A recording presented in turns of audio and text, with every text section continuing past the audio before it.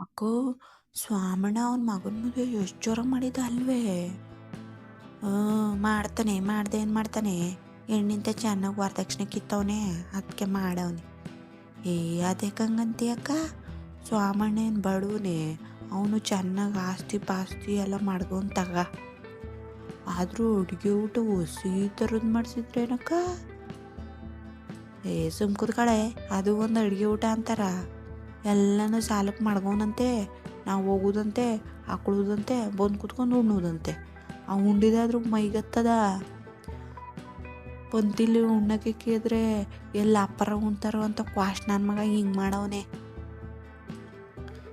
ಯಾಕೋ ಈಗೆಲ್ಲ ದೊಡ್ಡ ದೊಡ್ಡ ಮದುವೆಗಳಲ್ಲಿ ಹಂಗೆ ಕನೆ ಮಾಡೋದು. ಈಗೆಲ್ಲ ಹಂಗೆ ಮಾಡ್ತಾ ಇರೋದುವೇ. ಹಂಗೆ ಎಂದ್ಲು ಕೈಲಿ ಹಾಕೋ ತಿನ್ನೋದು. ಅನ್ನಪೂರ್ಣೇಶ್ವರಿ ಗೌರವ ಎಲ್ಲ ಏನಿಲ್ಲ. 4 ಜನಕ್ಕೆ ಅನ್ನ ಹಾಕ್ತಾರ, ಪುಣ್ಯದ ಕೆಲಸ ಅಂತ ಹಾಕ್ಬೇಕು. ಇವು ಅದರಲ್ಲೂ ದೊಡ್ಡ ಹೆಸ್ಗೆ ತೋರಿಸ್ತವೆ. ಅದಕ್ಕೆ ಬರ್ಬಾರ್ದು ಕಾಯಿಲೆ ಬರ್ತಾ ಇರೋದು, ಉಣ್ಣೋದ್ರಲ್ಲೂ ಸೋಕಿ ತೋರ್ಸೋದಕ್ಕೆ. ಅಲ್ಲ ಕಣೆ ಅಕ್ಕ, ನೀನ್ಯಾಕೆ ಸ್ವಾಮಣ್ಣನ ಮಗನ ಮದುವೆ ವಿಷಯ ಎತ್ತು ಹುರ್ಕತಾ ಇದ್ದೀ? ನಮಗೂ ಗೊತ್ತು ತಗ ಯಾಕೆ ಹುರ್ಕತಾ ಇದ್ದೀ ಅಂತ. ಯಾಕೆ ನಿನ್ನ ಮಗಳ ಸ್ವಾಮಣ್ಣನ ಮಗನ ಕೊಡಕ್ಕೆ ಮಾಡಿದ್ದೆ? ಸ್ವಾಮಣ್ಣ ಹೇಳಿ ತೋಪ್ಲಿಲ್ಲ, ಅದಕ್ಕೆ ಅಲ್ವೇ ನೀ ಹುರ್ಕತಾ ಇರೋದು. ಯಾಂಥದ್ದು ಇಲ್ಲ, ಕೂತ್ಕೊಳ್ರಿ ಸುಮ್ಕೆ.